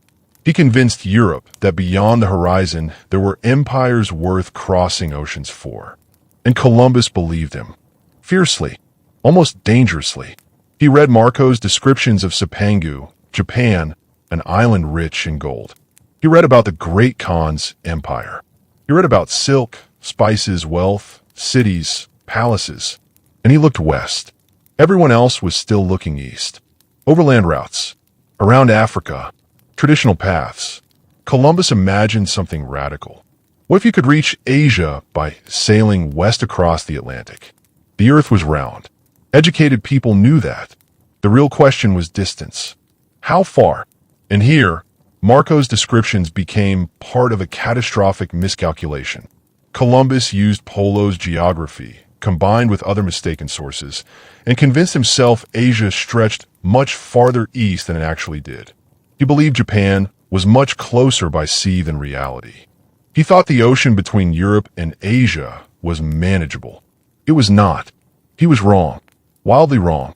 And because he was wrong, he sailed. And because he sailed, history broke open. He was looking for Marco Polo's Asia. He found the Americas. That is one of history's greatest ironies. A Venetian merchant may have helped inspire a Genoese sailor to discover continents he never meant to find, all because of a prison book written decades earlier. This is where Marco's story becomes larger than truth. Even if every criticism were correct, even if parts were exaggerated, even if entire sections were borrowed from other travelers, the consequence remains. His book changed how Europe saw the world, and sometimes consequences matter more than certainty. Still, for Marco himself, the question never disappeared. People asked, people doubted, people pushed. Did you really see it? Did you really stand there? Or are you just the greatest storyteller Venice ever produced? He never gave them the satisfaction of retreat. He did not apologize. He did not confess. He did not shrink his world to fit their comfort. And on his deathbed, when people urged him one last time to admit exaggeration, the answer that survived was simple. I have not told half of what I saw. Maybe it was pride, maybe performance, maybe truth, maybe all three. And perhaps that is the perfect ending for a man like Marco Polo. Not certainty, defiance. Christopher Columbus never met Marco Polo. Marco had been dead for more than a century when Columbus was born. And yet, in a very real way, Columbus spent years in conversation with him. Not face to face, page to page, ink to imagination. Because books can become voices, and Marco Polo's voice traveled farther in death than it ever did in life. Columbus owned a Latin copy of the Travels. We know this because the book survived, and inside are his handwritten notes, dozens of them. Margins crowded with underlines, comments, marks of obsession. He was not casually reading. He was studying, searching, arguing with the pages, dreaming through them. This matters because history often gets simplified into a few famous moments. 3 ships, the Atlantic, discovery. But voyages do not begin on the ocean. They begin in the mind. They begin when someone reads something and decides the horizon is not a wall. Marco Polo helped build that beginning. Columbus read about Cipangu, Marco's name for Japan, an island of immense wealth. Gold so abundant that palaces were said to gleam with it. Roofs made of precious metal. A place that sounded almost mythological. He read about the court of the Great Khan, about cities overflowing with silk and spices, about wealth so concentrated it seemed to insult Europe itself. He read not just geography, but possibility. And like many ambitious men, Columbus did not simply want to admire possibility. He wanted to possess it. The traditional routes to Asia were difficult. Overland trade passed through Muslim-controlled territories and layers of intermediaries, each taking profit. Venetians thrived on this system. Others wanted to break it. The Portuguese were trying to go around Africa, seeking a sea route to India. Slow, expensive, dangerous. But Columbus had another idea. Simple in theory, mad in practice. If the earth was round and educated people absolutely knew it was, then why not sail west to reach the east? Not a flat earth revelation. That myth came later. The real argument was distance. How far was Asia? That question changed everything.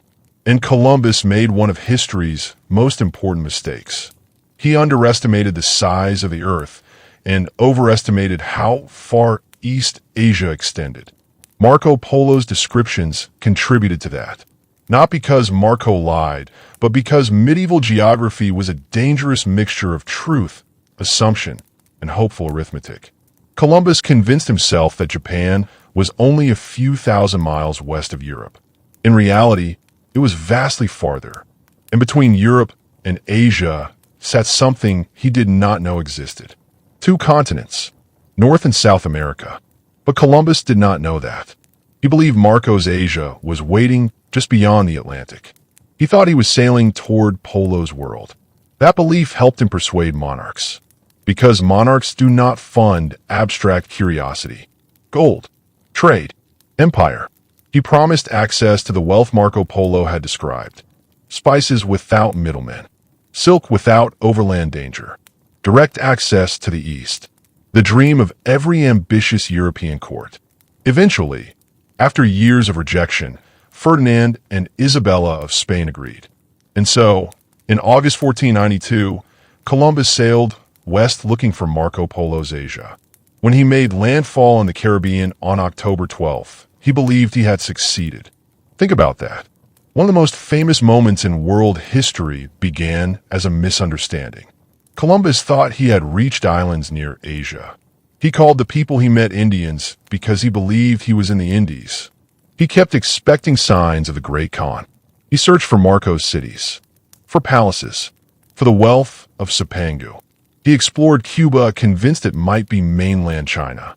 He asked local people, through broken translation and desperate interpretation, about rulers he imagined should be nearby. He wanted confirmation that Marco Polo had been right and that he, Columbus, had found the route. But the world did not cooperate with his expectations. There was no Great Khan, no Chinese court, no Japanese gold roofs, no cities Marco had described. Because he was not in Asia, he was in the Americas. He had discovered something Europe had not expected, or Rather, he had stumbled into it while looking for something else. History loves irony, and one of its greatest ironies is this. Marco Polo helped inspire the voyage that led Columbus away from Marco Polo's world entirely. The search for Asia revealed America. The wrong destination changed everything. That mistake reshaped the planet. Trade networks exploded. Empires expanded. Diseases crossed oceans. Plants, animals, ideas, religions, violence, wealth, slavery, conquest. Everything accelerated. Historians call it the Columbian Exchange, but that phrase can sound too clean for something so violent and enormous. World collided. Civilizations were destroyed. Others were transformed. Nothing remained untouched. And somewhere behind that chain reaction sits a prison manuscript written by Marco Polo and Rusticolo of Pisa. Not as the sole cause. History is never one cause, but as one spark, one idea passed forward, one map in imagination. That is Marco's real legacy. Not simply that he traveled, but that he made others want to. And Columbus was not the only one. Marco Polo's vision of Asia haunted Europe for centuries. Vasco da Gama finally found the sea route around Africa to India in 1498. The Portuguese reached the spice markets directly. The old monopoly of overland trade routes began to break. Ferdinand Magellan's expedition proved you could reach Asia by sailing west, though at a horrifying cost and a far greater distance than Columbus imagined. The Dutch, the English, the Spanish, all pursued access to the east. Spices became strategy. Silk became empire. Trade became colonization. Exploration became conquest. Marco Polo did not intend any of this. He was a merchant, not an architect of colonial history. He could not have imagined European empires stretching across continents. He could not have predicted the violence that would follow these routes. He was describing wealth, not writing instructions for domination, but ideas escape intention. That is one of history's most dangerous truths. You tell a story, someone else turns it into policy. You describe a world, someone else decides to conquer it. Marco opened Europe's imagination toward Asia. Others arrived carrying cannons. That does not make him responsible in a simple moral sense. But it does remind us that influence rarely behaves politely. A book can be a bridge.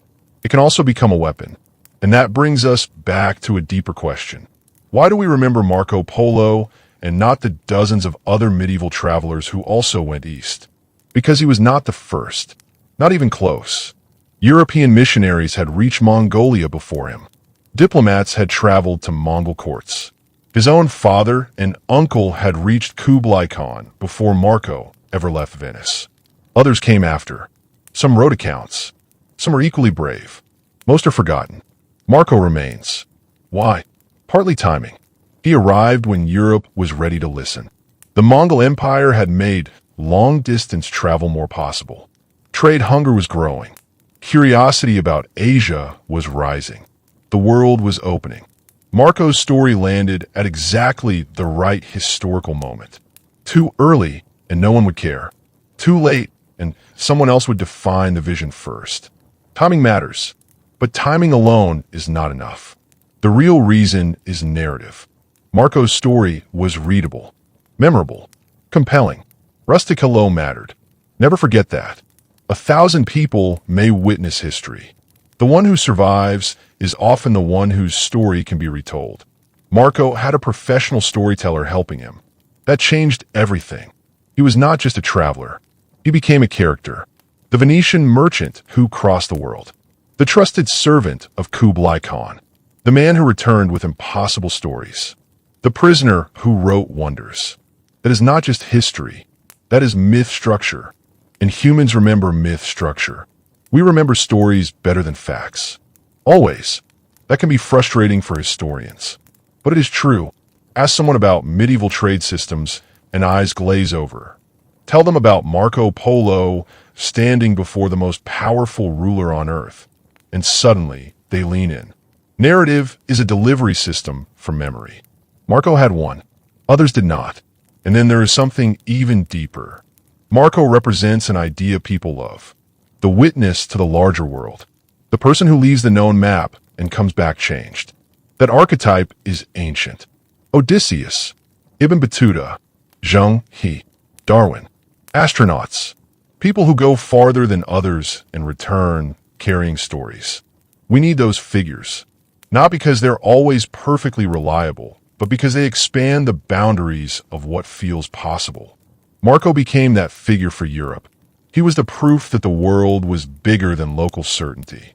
That mattered, especially in the medieval mind, where distance often turned into myth. He made distant places concrete. He gave the unknown addresses.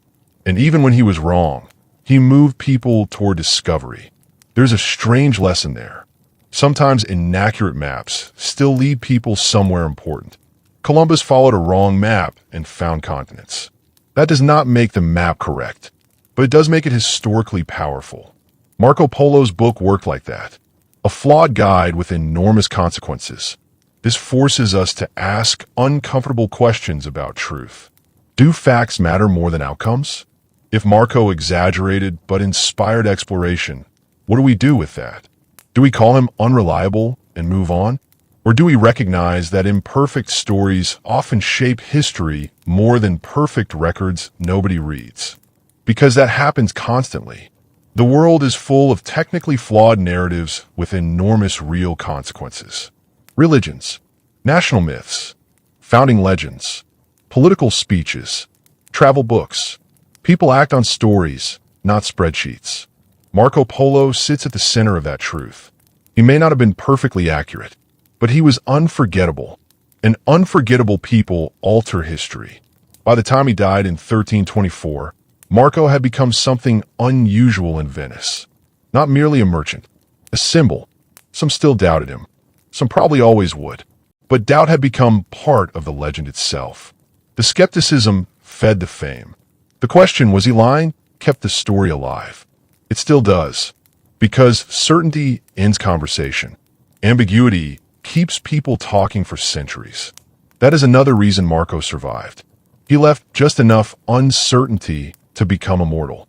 And perhaps he understood that. Perhaps that famous deathbed line, "I have not told half of what I saw," was not only defiance. Perhaps it was final authorship. One last perfect sentence.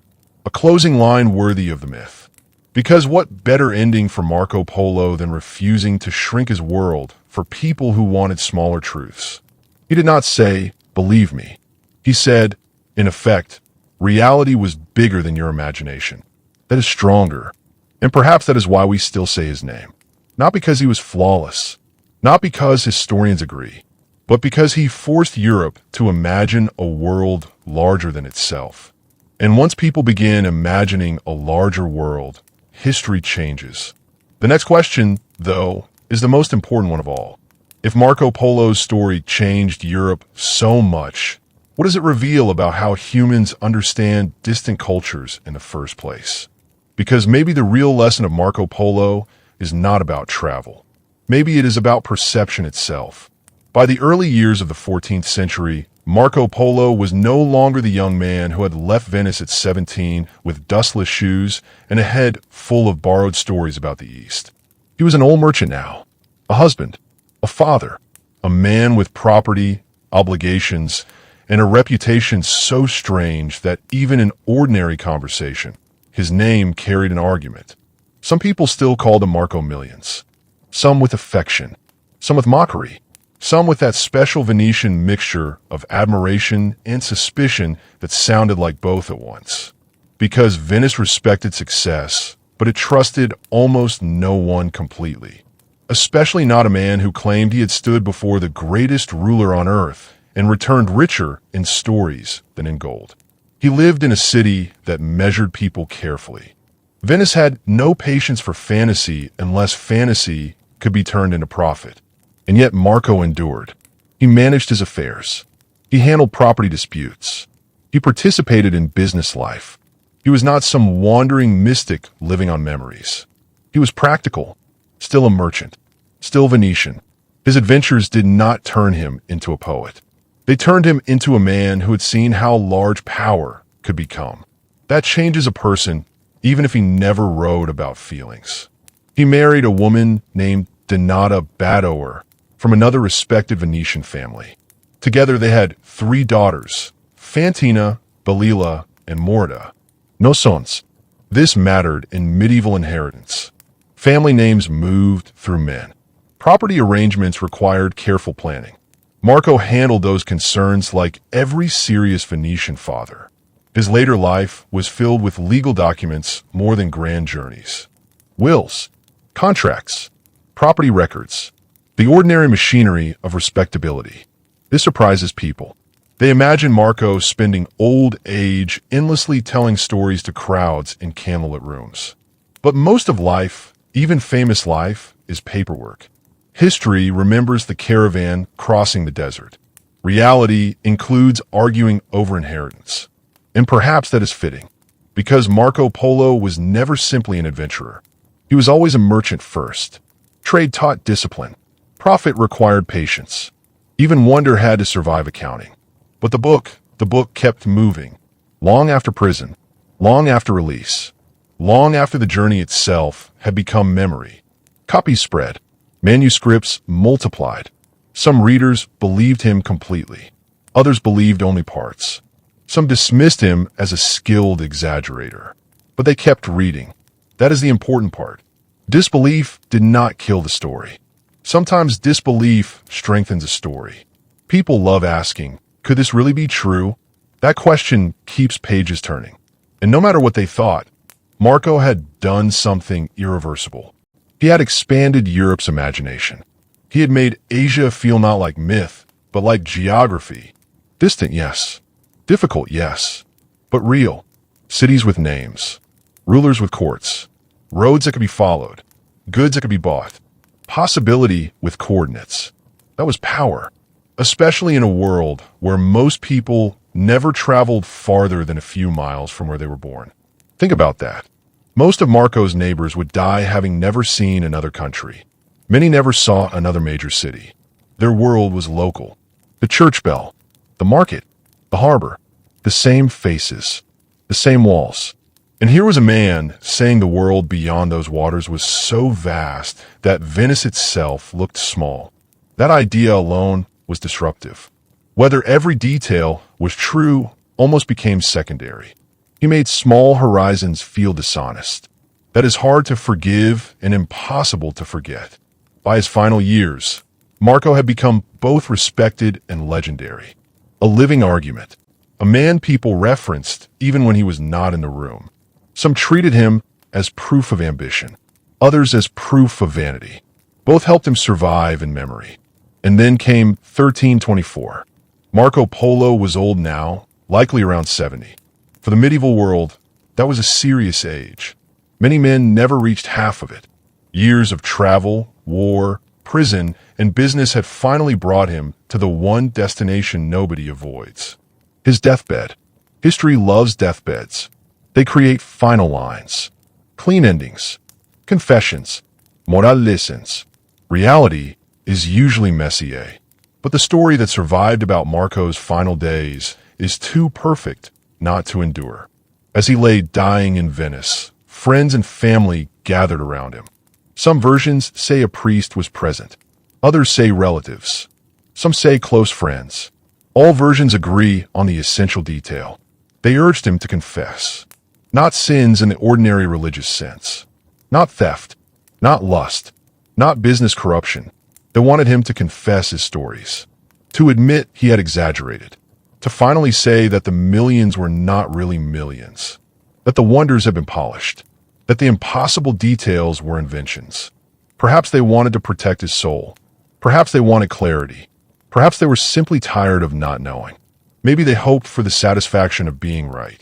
After all, imagine living next to Marco Polo for years. Hearing the stories. Half believing. Half laughing. And now here he is, dying. Surely now he will finally say it. Surely now truth wins. And then comes the line that made him immortal. I have not told half of what I saw. That sentence. 7 words in English. A lifetime in implication. He did not retreat. He did not apologize. He did not soften. He did not say, well, Perhaps I exaggerated a little. He said the opposite. You think I told too much? I told too little. Whether he truly said it is impossible to prove. Maybe his legend. Maybe someone invented it later because it sounded too perfect to resist. But honestly, that hardly matters.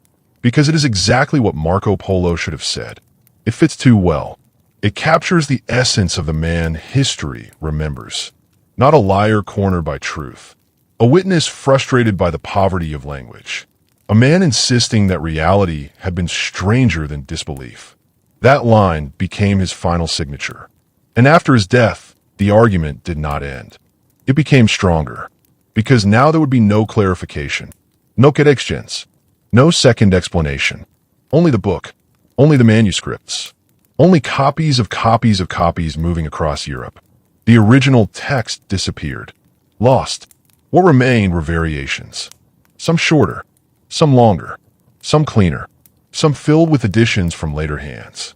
Scholars would spend centuries to try to untangle what Marco actually said from what scribes added, corrected, or imagined. But the uncertainty became part of the legend. In a strange way, losing the original helped. It made Marco less a single author and more a figure people could project onto.